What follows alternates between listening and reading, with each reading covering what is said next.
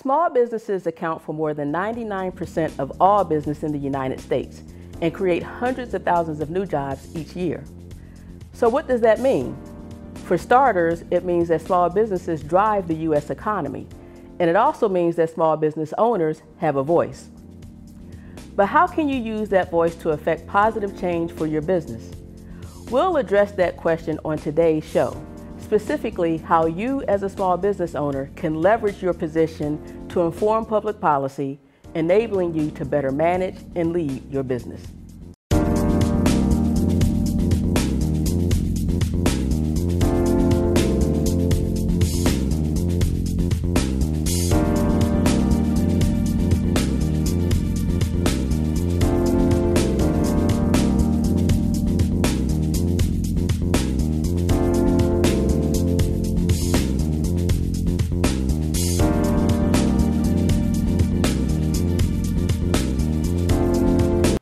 Welcome to CSuite on Your Street, a show where we talk about what you need to know to start, run, and grow your small business.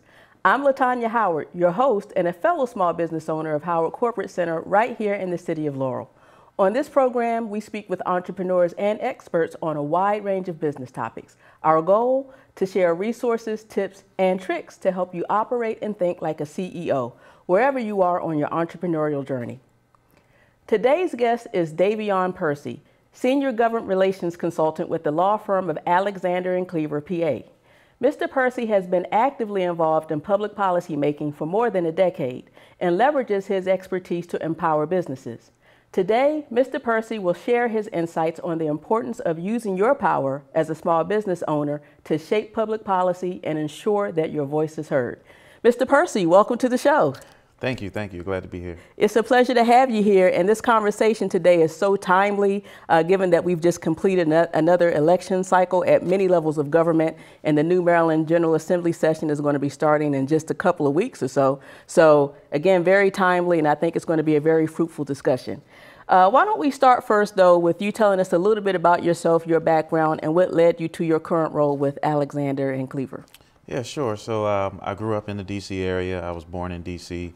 Grew up in Prince George's County, attended Prince George's County schools, and I developed an interest for politics really in 7th grade.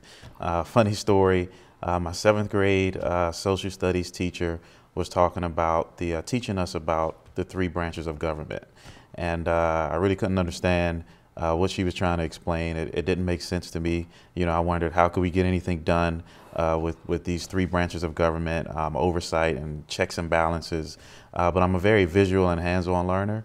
So at one point during the class, she opened up this chart, and it had the 3 branches of government and showed the arrows going back and forth and the checks and balances, system of checks and balances that we operate under here in the United States. And that's when I was fascinated.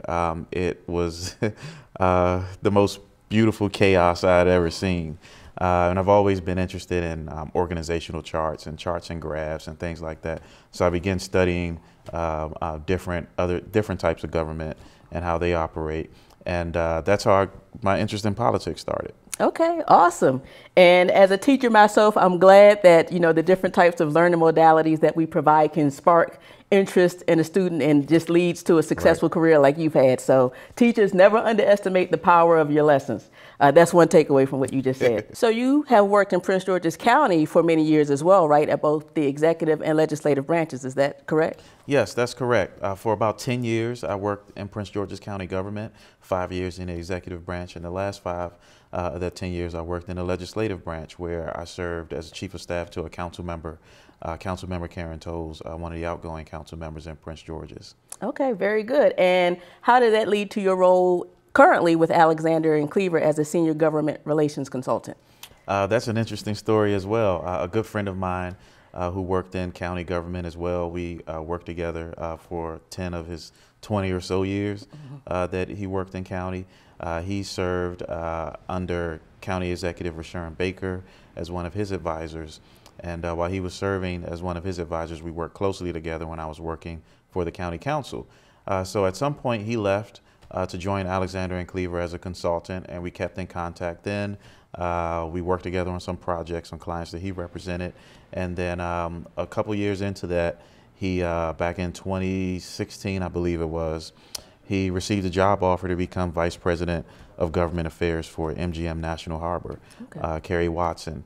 And when he received that offer, he called me and he told me that he was looking to turn in his resignation, and he wanted to refer me to take his place at the firm. So he put my name in, and I interviewed, as well as a couple of other folks interviewed, and I made the cut. Okay, very good. And you've been with the firm how long now? About 3 years now. Okay, awesome. And I'm sure you've been involved in all different types of projects and have seen different types of legislation, and that 7th grade chart that you saw has come to play many times over. So I'm very much looking forward to seeing how it all kind of ties together with what you're doing now. Sure. So again, so what we're talking about today is the voice that small business owners have, and how that can influence public policy and how they can get more involved in the process. Because I believe personally that if you just sit on the sidelines, just waiting for things to happen and just react to whatever decisions are made, then you're starting off at a loss. And even though your voice may not necessarily predict or dictate what the outcome is, you have to make your voice heard. And what you do in particular helps small business owners do that. So let's start off with why business owners should care about what you as a senior government relations professional do. Why should we care? Well, first of all, business owners should care about all regulations that govern how we operate in not Prince George's, I was going to say Prince George's County, but the state of Maryland. And in order to do that, it's important that we keep track of legislation.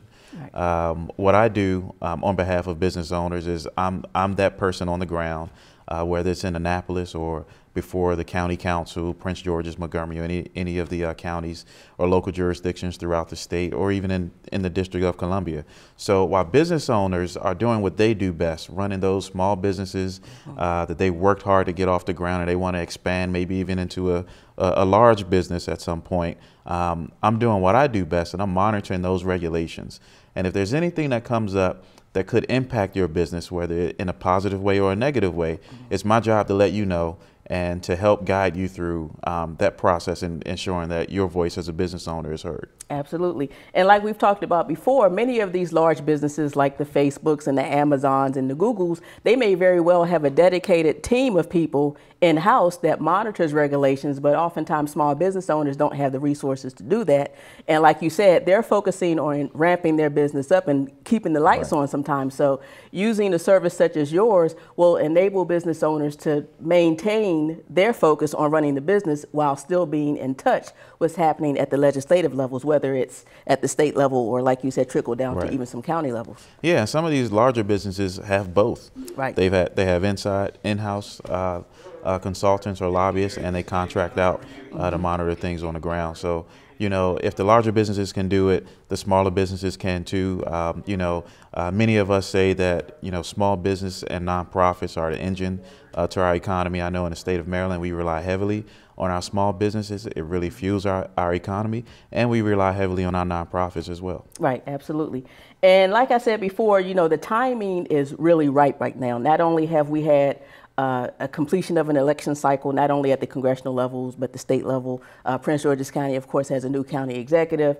And all of this may change perceptions or perspectives on certain types of issues that directly impact small business owners. So I think this is a very timely discussion. And even though the Maryland General Assembly is going to be starting its new session, as I mentioned before, in just a few weeks, you work with your clients all year round, right? Not just during the session, is that right? Or is there a certain time of year that you work more with your clients than not? No, you're exactly right. We work with our clients all year round. One of the things that we do at the end of session is we immediately begin to review what we did well, areas that we can improve, and we put together what's called an interim plan. So we call the 9-month period between sessions here in Maryland, we call it the interim period. So we put together a plan, and immediately from the end of April on up to the next January, just before session starts, we are working with our clients to get their legislative agenda in place, to make sure that they meet with folks, the elected officials that they need to meet with, do the research that we need to do, and to help prepare them. Also, we spend a lot of time on the local government level. So when we're not in session, focusing on state state legislative issues. We're monitoring what's happening at the county levels and the municipal levels, and we're advocating on behalf of our clients there as well. Okay, very good, very good. And, you know, I think to more directly answer the business why small business owners should care, it's one, not only they have a voice, they are the engine that drive the economy. Right. Small business owners, small businesses create hundreds of thousands of jobs collectively each year in this country, but it also will help you to manage your business better because you're staying ahead of the trends, you're in the know on what's right. happening at these legislative levels that are impacting your business, and you can be proactive instead of reactive. Exactly. Yeah. And it's very important. I mean, one thing that I always advise my clients, and it's a very important rule of politics, you want to make friends before you need them. So, you know, if the first time you're interacting with an elected official, it's when a regulation is about to be changed that could negatively affect your business. Most of the time you're already behind the 8 ball, because these decisions have already been discussed. Some of the decisions have already been made, and everything else is just a formality. Yeah, absolutely, excellent point. Why don't you give us some examples, if you can, of recent legislation coming out, the most recent or perhaps prior sessions that impact small business owners? Yeah, so one significant piece of legislation is the paid sick leave bill. It was introduced in the 2017 legislative session, passed at that time. It was later vetoed by the governor, and the veto was overridden in the 2018 legislative session. And the paid sick leave bill in general, it requires businesses with 15 or more employees to provide paid sick leave benefits. One of the things that we did, I represent the Prince George's Chamber of Commerce, so that's a network of small businesses in Prince George's County. One of the things that we did on behalf of the chamber is we brought them to the table, and we were able to get some amendments in, make some changes to the legislation so that the bill could be more acceptable to small businesses. There were some things in the bill that could have, in the original state, that could have caused unintended consequences, negative consequences to those businesses. We were able to identify that and come up with a strategy so that the businesses that I represented had a seat at the table and were able to negotiate certain things into the legislation that would be more pro-business than the original piece of legislation was. Okay, excellent. And there was also the minimum wage bill, right, that was recently discussed. So the minimum wage bill, which is commonly known as the Fight for 15, the goal there is to mandate a $15 minimum wage throughout the state of Maryland. The intent behind it is for there to be a set minimum wage throughout the entire state. We have some counties that have their own minimum wage, which can cause a challenge for businesses depending on what county your employees are working in. You have to pay them, you know, one rate compared to the other. That bill got a lot of traction last year, and it did not pass the General Assembly, so it hadn't become law. And we know for a fact that that bill will be coming back in the upcoming legislative session. Okay. All right, very good. Very important information. I have to look up these bills and make sure I know what the impact on my business is going to be. So, so now that we understand why small business owners should care about the work that you do, and you did a very good job of illustrating why they should care, let's talk about specifically how you help small business owners in your role. And there are really two paths that you offer: a procurement support path and then a legislative support path. Why don't you tell us very briefly about the procurement support path? Yeah, so in addition to the legislative, procurement work is very important to what we do as well. Part of what we do as consultants on the procurement side is we get as much intel as we can about procurement coming out, procurement or RFPs coming out in the future in different government, state and local. And we also merge the two a little bit.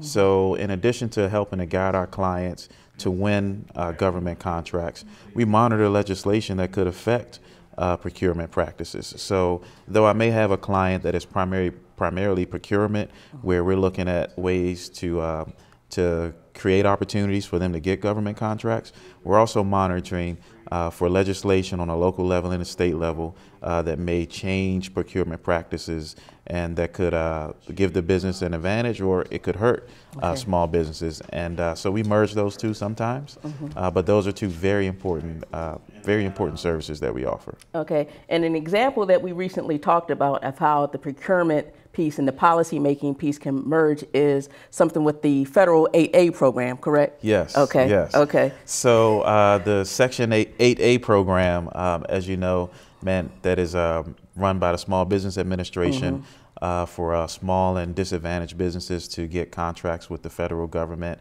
There's also a minority and small and minority business designation you can get here in the state of Maryland. It's a similar process, obviously different from the federal government, but a similar process, almost as extensive. Last year, Delegate Jazz Lewis, who represents the 24th Legislative District, introduced a bill that would streamline that process. So the intent behind that bill was if you're a Maryland business and you're looking to do government business here in Maryland, get a government contract, and you're already certified under the Section 8A program with the federal government, there would be an expedited process on the state level as long as you can prove by producing the documentation that the federal government gives you that you're certified as a 8A business, the process will be streamlined at the state level. So my client supported that bill as well, and we pushed to try to get that bill out. It didn't make it, and most bills don't pass on the first try. It takes a couple years to get them through, but that bill is going to be introduced again this year, and we're looking for businesses to support that effort as well. Okay, very good. All right, so let's talk a little bit more about the legislative support piece. Again, we've talked about this a little bit when we were discussing why small business owners should care, but let's talk about specifically how, from the legislative perspective, you help small businesses have that seat at the table and their voice be heard. Well, one thing that I mentioned earlier was that, as small business owners, running business is what you do best, right? Well, I have a passion for politics, and most government consultants do. And politics is what we do best. So, there are ways that we can, number one, educate businesses on how to engage their elected officials, help them to get into the rooms that they need to be in, to talk to the right people, help them to be a part of the process. Maybe the legislature is going to create a work group to study, certain small business issues. Well, we can help to ensure that, your small business or a representative of your community, your industry is a participant in the work group. Different things like that. And we also monitor legislation. We review it with our clients. We go over it. We explain it at a level that everyone can understand. And we help create a strategy for either working to support the legislation or even stop it if it negatively impacts your industry. Okay. And one of the things, from a more practical perspective is that you also can write letters for your clients and then perhaps even testimony and provide other types of intelligence. Right. Yeah. So, we're interacting with these elected officials every day, just like you and some of your counterparts are interacting with other small business executives on a daily basis. We interact with elected officials and the decision makers every day. We've built relationships. Right. And part of what you're doing when you bring on a consultant, a government relations consultant, is you have now expanded your network to the amount of relationships that consultant has as well. So we can make sure that you're at the table during the committee meetings, the committee hearings, help you draft that testimony, guide you on what the testimony should be like. These elected officials are looking at thousands of bills a year. They don't want 10-page testimony. So, we can help guide to make sure that you make the right points in a very succinct way and prepare you for that written and a verbal testimony, as well as make sure that you build those relationships that we have too, so that you can interact with those folks, so that when you go to the committee hearing and you're sitting at the table and you're testifying either in support or in opposition of the bill, the people sitting around at your senators and your delegates that are members of that committee, they know who you are because we've helped you build that relationship, which also helps you as a small business owner build credibility. Absolutely, absolutely. And like I said earlier, I think one of the many points of value that a service such as yours has is that it enables the business owners to be forward thinking, right, and therefore they can be proactive instead of reactive to different types of policies that affect their business. Right, especially if you're in a highly regulated industry, whether it's energy or security or something like that. It's very important that you have someone, if you can't do it yourself, monitoring legislation. All too often, laws are changed and businesses are affected, and negatively impacted after the fact, and they weren't able to be at the table. But if we're monitoring that legislation, we're monitoring the changes, we can anticipate the changes before they happen, and hopefully stop them, or have a seat at the table. There's a saying, if you're not at the table, you're on the menu. Exactly. And we don't want any small businesses in Maryland to be on the menu. We want them to be at the table, helping to dictate public policy. Okay, very good. So along that line of thinking, can you provide some insights into some legislation impacting small businesses that is anticipated for the upcoming session in January of next year? Yeah, so of course, $15 minimum wage, the fight for 15 is coming back. That legislation has already begun to be drafted. Many public officials have, during that campaign in the recent election, said that they're going to introduce a bill or support a bill for $15 minimum wage. So we want to monitor for that, and give businesses the opportunity to have some impact there. And then there's also discussion about predictive scheduling or restrictive scheduling.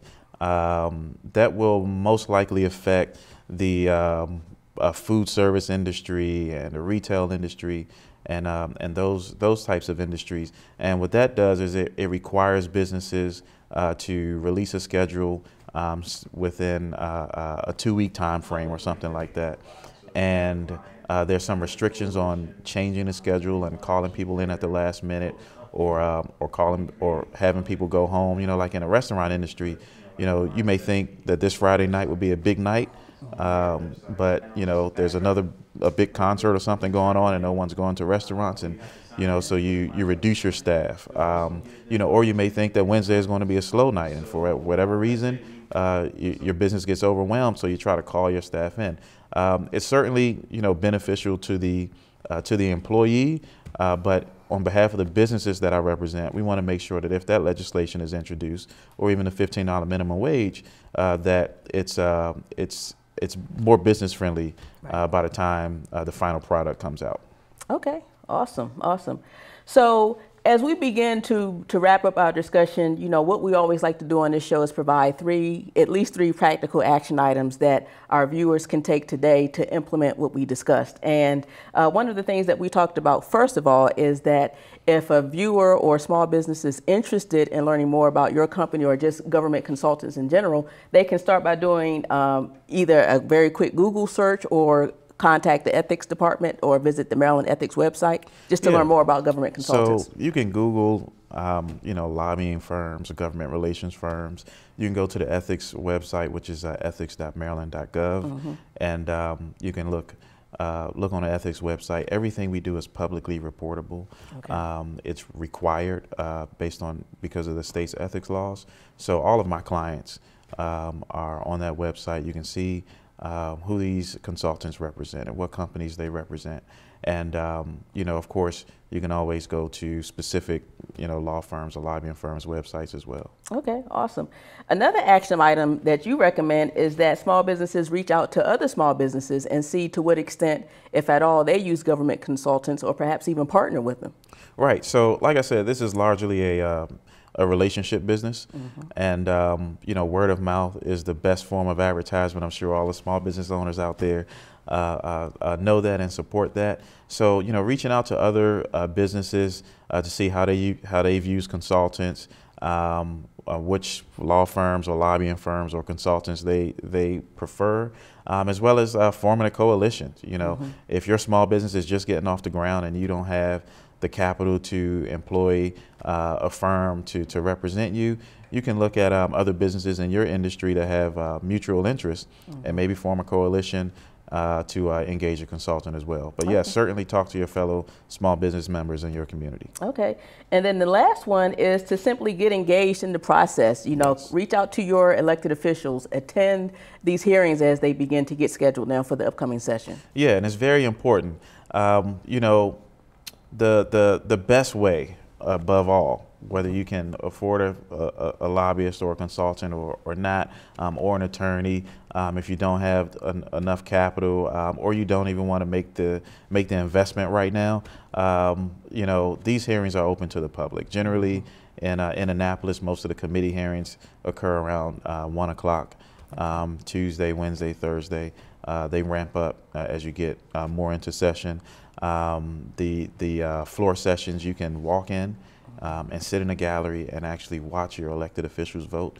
And those things make a difference. When they see members of the community, residents and small business owners in the audience, it ensures another level of accountability. Mm-hmm. And then, if you pick up on something and you don't know how to address it and you want to make sure that your voice is heard, you can employ someone like me or as a lobbyist, a consultant, an attorney, a firm to represent you. Okay, awesome.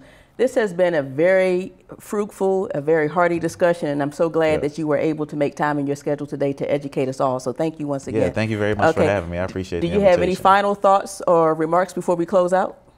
Not much, except we've pretty much covered a lot of it, but most importantly is to be engaged on any level that you can be engaged, whether it's employing someone or attending the hearings yourself. Okay, awesome. Thank you so much for being here today on the show, and thank you for tuning in to C-Suite on Your Street.